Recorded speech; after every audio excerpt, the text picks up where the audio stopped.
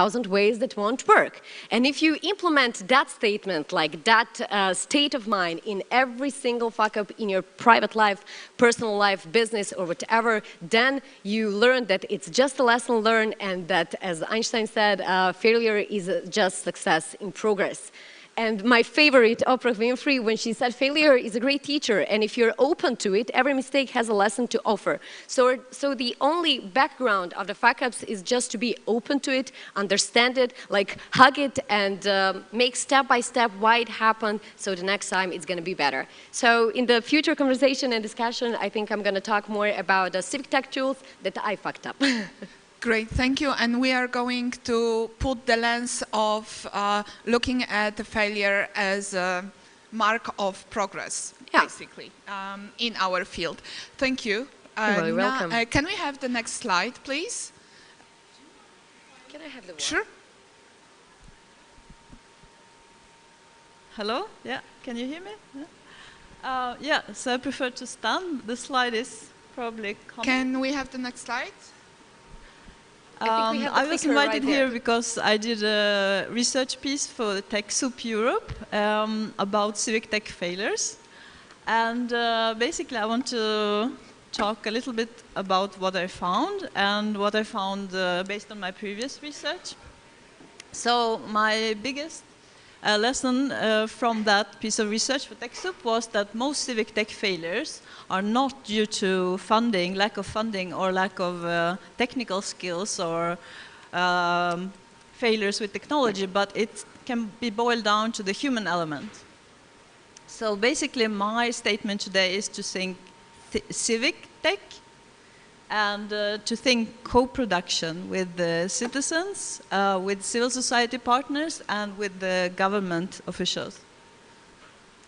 And co-production, this term was coined by Elinor Ostrom. She's still the only Nobel Prize in economics being a woman.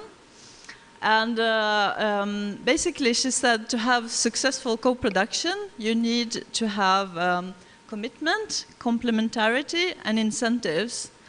And what does it mean in practice? Before this session, Anna was saying, give examples, give examples. So I'll try with one of the best practice, considered best practice in this field. It's Check My School from the Philippines, that maybe some of you are familiar with. And basically, they did well with commitment because they involved public officials right from the start in the design of the project. And the project was about schools. And at the same time, they complemented government efforts because they were launching a reform of the educational system. So they provided the government with the data to monitor schools, the conditions in schools, by using citizens and volunteers that gathered this data. And the incentives for example, citizens were to have good schools for their kids. So if we can have the next slide. Yeah, so from my piece on civic tech failures, co-production with users, my main takeaway was that learn early to fail less. That's a research piece done by Making All Voices Count. And basically what it meant when I asked my interviewees, it's that you have to start adaptation very early, right from the very start, and continue throughout the project cycle. And this is still done in a minority of cases. So civic tech projects don't test their tools, and they don't do user design research. They don't do user research. Some of them do, though. They do run out very early, and they test simple versions of their projects. So, for example, Transparency International in Lithuania, they have volunteers that go out and test the tools with local population. And according to Lithuanians, in this case, it works because it has a multiplier effect. The other tips is to be receptive to context and to users. And for example, in the case of Transparency Line in Lithuania, they were not attentive to context, and they ran a tool for reporting corruption, while there were other and more accessible and more well-used tools. So in the end, their project didn't have many users. And finally, run campaigns. And this is something that sometimes is forgotten by Civic Tech, that you also need to reach out and do PR. So the tips from my project research was to budget it in from the very start, so you get money also for doing PR. Thank you. Thank you, Anna. So I would just like to point out two levels of Civic Tech projects. So we have the Civic, and as my good friend and colleague from Transparency project, Krzysztof Madajski, he said, in Civic Tech, Civic should be 90% and 10% should be tech, exactly run campaigns and budget it. So there is this part of planning, but there is also another part that I really love this, this particular stripe. So there are sometimes moments when you have amazing tech geeks who are just very passionate about technology and they just want to implement it for the social cause. And the problem is that it's usually way more complicated. So setting big goals of like, let's change the Congress or the Parliament forever, and we need to give people more voice.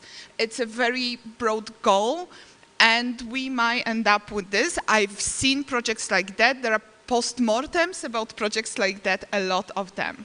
And so there's like this planning part, and then sometimes the goals are just not right. I can see that you have feelings about it.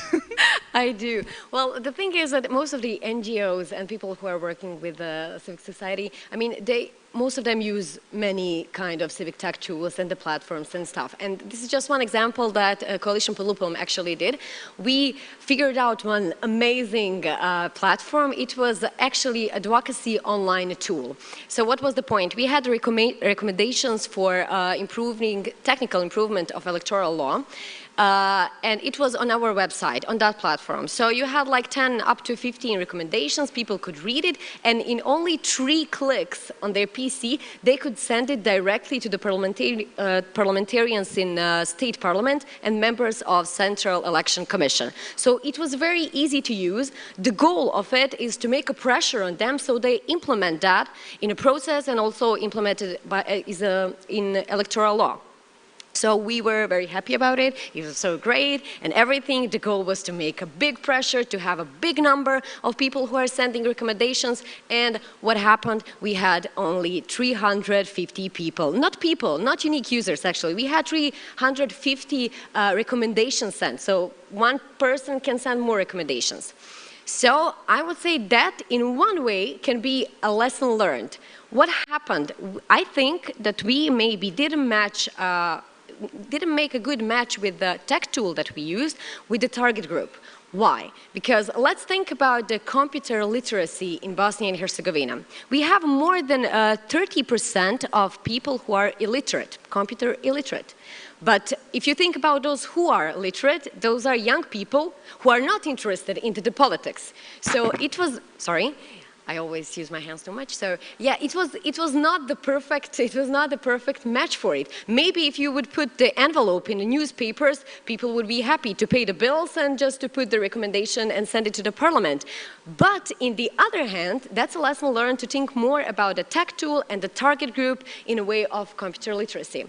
But then there is another question that I'm always asking when it comes to the civic tools, is that we got a call from the members of Central Election Commission who were begging us to stop sending emails because we were spamming their mail and they needed to reply to the citizens, and it created such a chaos. But our goal was to have a big number and to make a pressure. When we think about the number, about the quantity and about the quality, it doesn't match again. So is it, when it comes to the civic society tools, tech tools, is it only about the numbers? Because all the time when we are presenting the results of any kind of tech tools, we are saying about the statistic, we had this many. Like our next project was about the first-time voters. We created an online quiz for the first-time voters. They had like 10 questions about the elections. The goal was to educate them and encourage them to go to vote. So the match between the target group and the tool, tech tool, was great. I mean, those are young people, they have computers, they like to play with their phone, everything. Digital were perfect, and they played it. Like the result was we had in 1 year, 2016, I think, more than 50,000 unique users, which is a great thing. But then that's just the quantity. Let's think about the quality. How can we measure the real impact? Did we educate them right? Like, yeah, they read 10 questions, 10 answers, but we don't know if they're really now interested, and how can we measure now if they actually go out for voting? Lesson learned is maybe next time to make some follow-up, so we can send them emails to check like if they went for a voting or if they've learned something and stuff like that. So I just gave these two examples to think about the quantity with the tech tools and the quality, and how can we always measure the impact when it comes to the tech tools. This is really interesting, because in the business world the impact is we have money. It's really it's numbers. Our impact is the numbers, and we can see the money flow, and we're doing good, or we're not really doing good. The social change and political change, it takes time. So also how to evaluate something in a long time, and what is sometimes unintended consequence. And one of my favorite bad examples of that was that there was a project about showing the data about schools in certain district in the UK, where the data about results of the tests in number of schools were published, and it was shown that a lot of schools had very, very bad results. What happened was that since public policy is slow in implementing changes, the parents of the best children from the worst schools took the children and put them in better schools, which made the bad schools even worse. So that was very unintended consequence of, well, a lot of great intentions in like how data will save the world. And data are way more complicated, and our reactions to data are way more complicated. So this unintended consequence is something that this long-term, sometimes like mid-term impact might be quite harmful. Have you, in your research, found some interesting failures, fuck-ups, maybe unintended consequences? Yeah, there are many different types, and, but I think one of the issues that we're discussing here is how to set like more concrete maybe targets, but also maybe how to reach out to donors and speak to them and to explain the reality, how hard it is to measure success.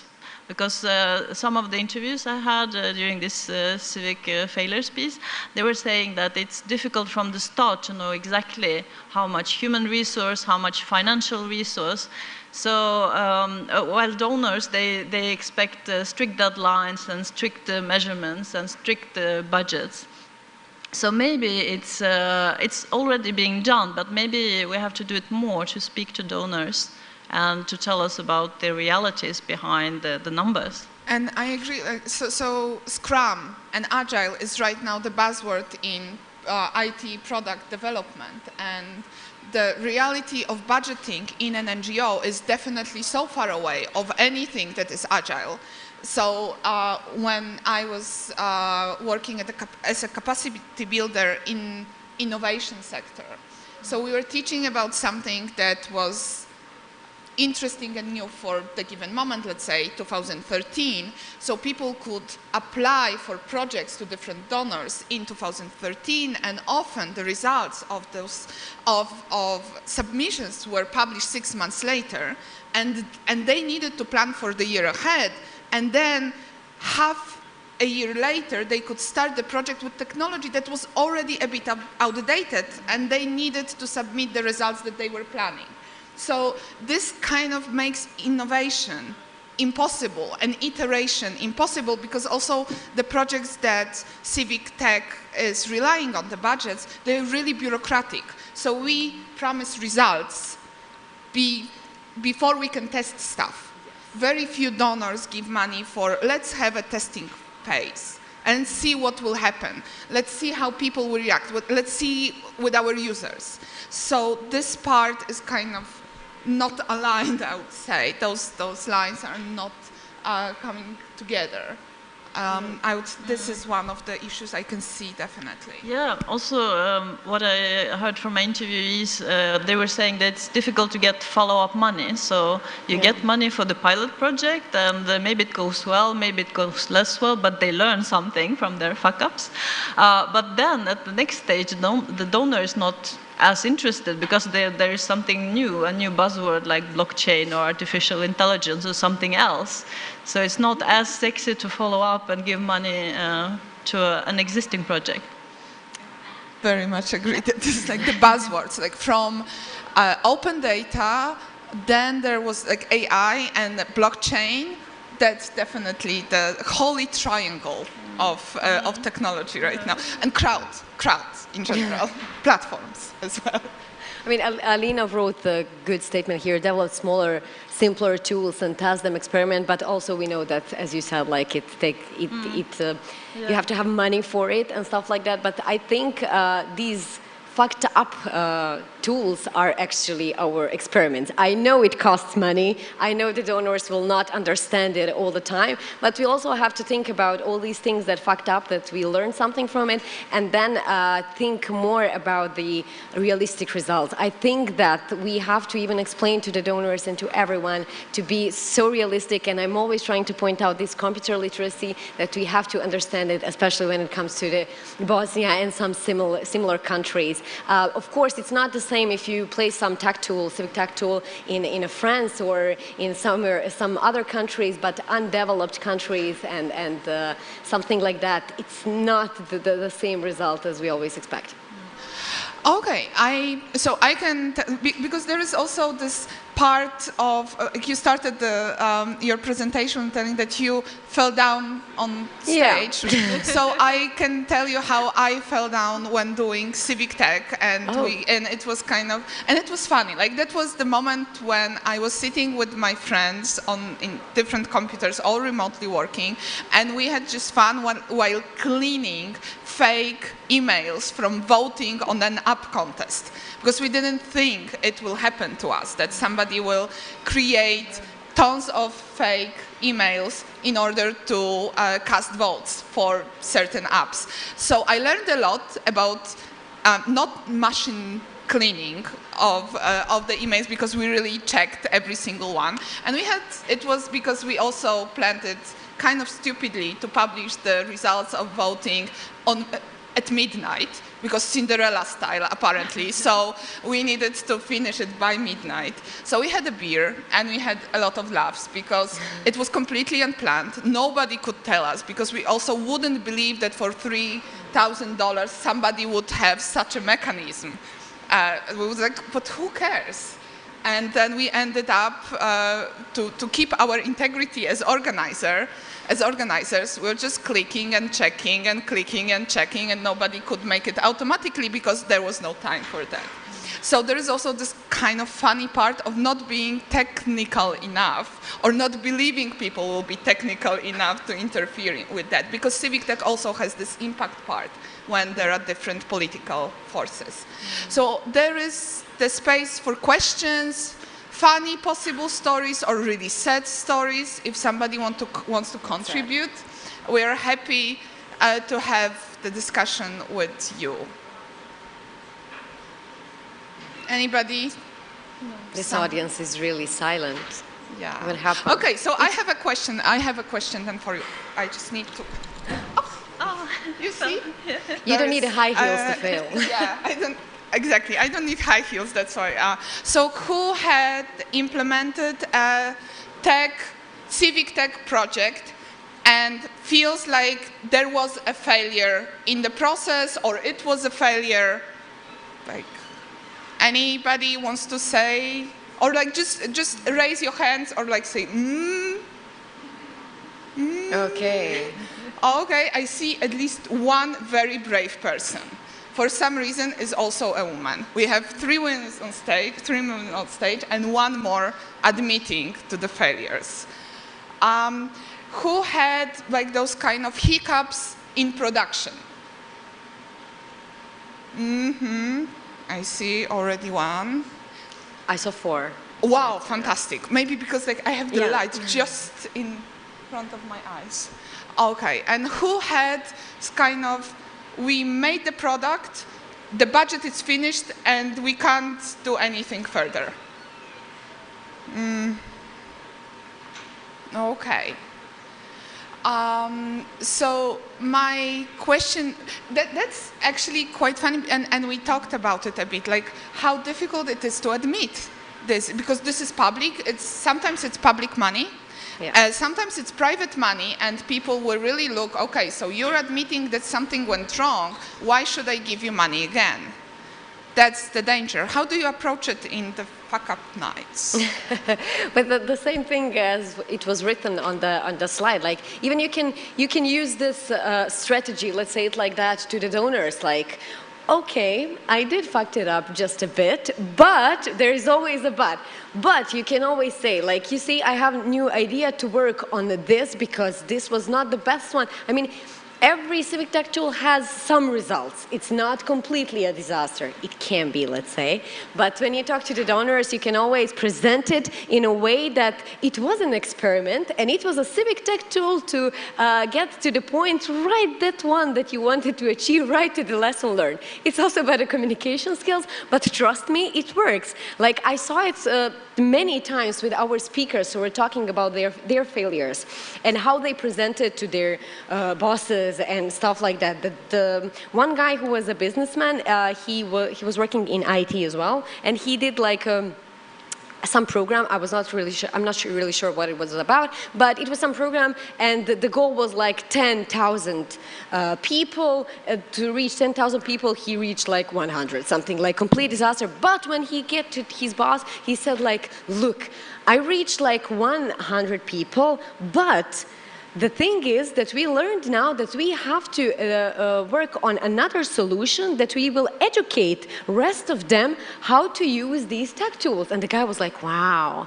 And I was like, if I can say fuck up, then I can say that's such a bullshit. Like, I can't believe he fall for it. But actually, that's just the approach. If you think about it, it is a lesson learned. Let's just move on, and you will make it. And it's really funny when you ask people, like, most of these people are working with the Civic Society. When you ask them, like, have you ever failed? Nobody ever failed. And even if you ask people, like, that was one good trick when they ask people, like, have you ever fucked it up, like, in your personal life?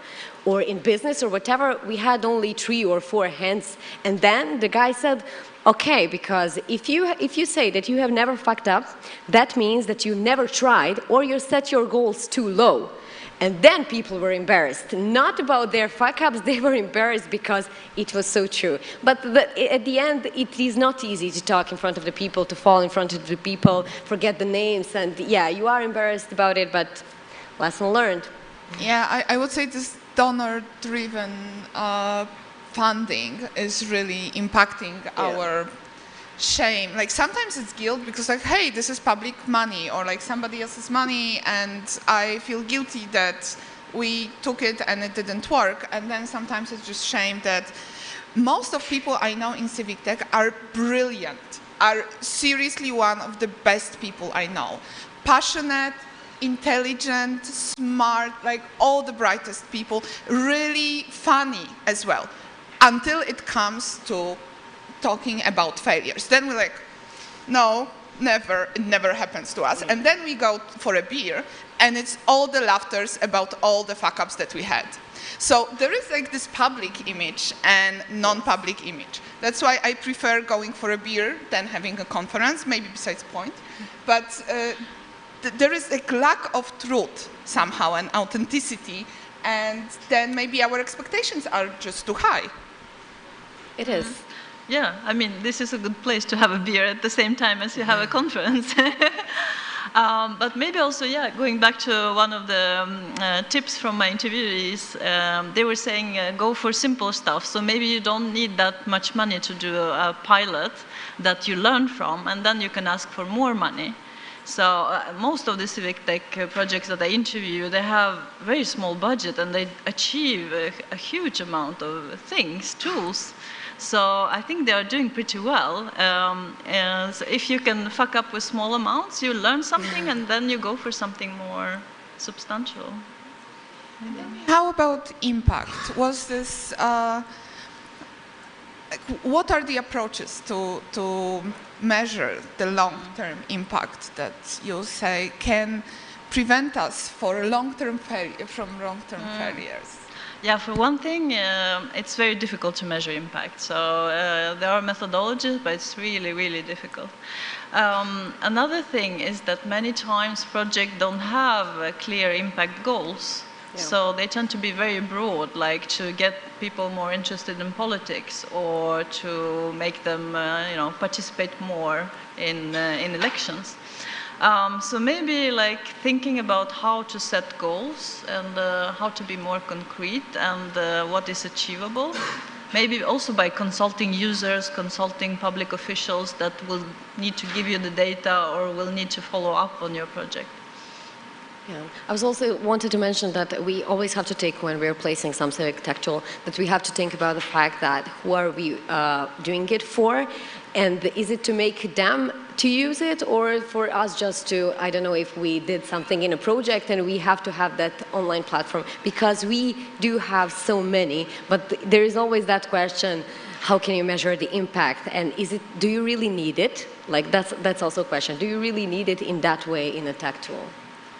Basically, we're coming back to agile and who are our users and how our users might not be like we are, for instance. Like there's a lot of assumptions that are rarely covered with any research at all, but like most of projects, they just don't have time nor money for that. So again, we're coming back for having realistic projects. Yes, but we can also go back to the first slide in talking about it. Also, it's a problem because people don't talk about it. How many lessons we could learn from each other? Like, Alina told me something via email when we were talking about it. I was thinking like, wow, that's so great. I mean, I'm sorry you fucked it up, but I won't do it. For me, it's a lesson learned. I'm going to tell it to my colleague Mersat from IT, from Coalition for Lupum, that is here, and he's not going to do it next time, and stuff like that. Like, the point is to talk about it, that we can really learn from each other. It doesn't have to be that I learned only from my fuck-ups. I can learn from your fuck-ups. Like you said, what happened to you previously, and now I can learn something and stuff like that. People should really be more open about it. It is about, when it comes to the personal things, it is about an ego, but even when it comes to these professional things, it's always about an ego. We have a problem to say that we failed, but it's so okay. It's so fine if you fail, but actually, the thing is that, as they said, you can never fail if you keep trying. So it's not a failure. It's just one thing that happened, it's going to lead to another thing, and it's perfect. We just have to learn how to be more open about it. Okay, what would be the best possible setup for learning from our failures in your experience as an event organizer? Like, what should happen to have the space that people would just like to learn from each other's mistakes? I think this platform as a Fuck Up Nights is amazing. I think that even the panel is amazing to talk about something that failed. So it's great to maybe give the presentation to the people how they can, step by step, how can they think about it. As I said about the Podlupom example that we had with the advocacy tech tool, you can go step by step. Okay, it failed. Why it failed? Because we didn't match this. Because they are illiterate. What else can we do? And you literally take the paper and you write it down. And if there are 10 people around you and you all give the brainstorm about what happened, why it happened, trust me, you're going to figure it out in the end and you will never do it again. I mean, even if you do, you're going to learn some other lesson. But usually, I mean, it goes like that. And I love the Fuck Up Nights platform because it's amazing how people they lost the billions and the millions from their businesses, but when they give you the step-by-step, you really learn something. So I think it would be really useful to have these kind of platforms, and especially talking about the tech tools, civic tech tools, and to talk about these things, what they've learned and what doesn't work. It's really important to know what doesn't work. Mm-hmm. And you were doing interviews, so one-on-one or maybe two-on-one. So how people react, like what psychology do you see behind those interviews? Well, I was actually lucky because TechSoup Europe, they conducted pre-interviews, and so they suggested that these people are willing to talk about their failures, so it was a little bit easier for me. But then, after I did my research and I shared it with all the interviewees, some of them had like issues with how I phrased things, and they really didn't want to be only citing, failures. So they wanted to compensate and saying we had a failure, but then we did well with this other project. So there is. So it wasn't the reframing of we had a failure and we learned this and this. It was we had a failure, but also we had many other wins that were kind of not connected. I mean, I think it's a natural reaction. Defense. And I think people were pretty honest to speak about their failures. But this is one part because it's going to be published and donors are potentially going to read it. So of course you want to look good on paper. But also I think one thing maybe I want to raise is maybe we should think in terms of values, not about competition among organizations for donor funding, but more about sharing. Because there is a lot of competition, and maybe people don't want to speak about failures because then the competitor might get that grant instead of us.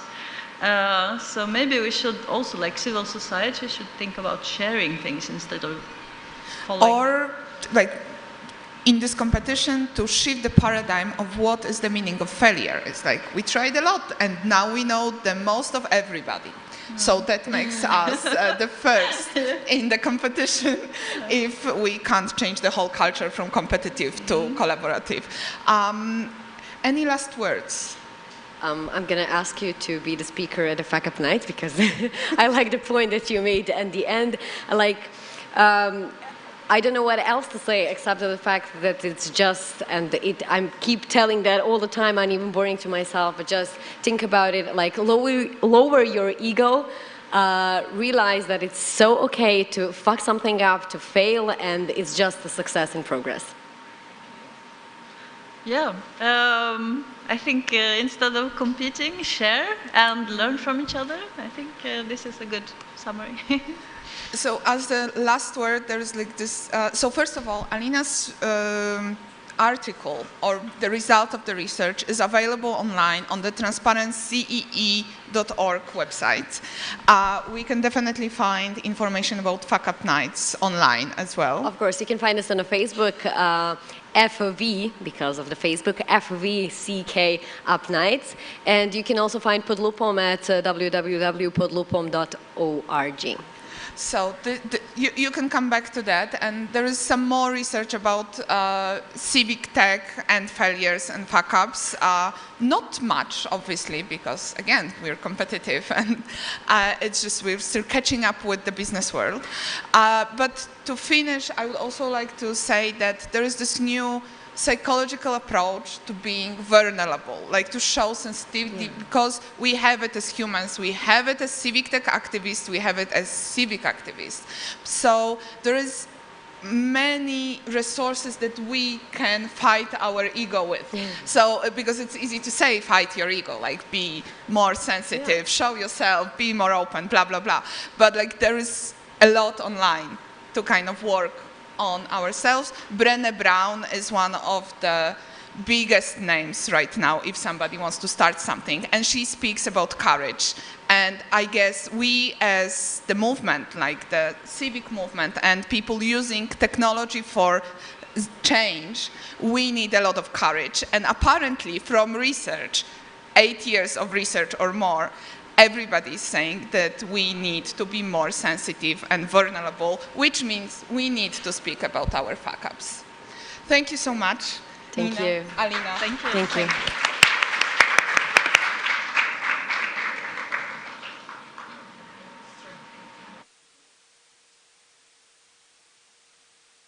20 pages long. I'm gonna go announce things.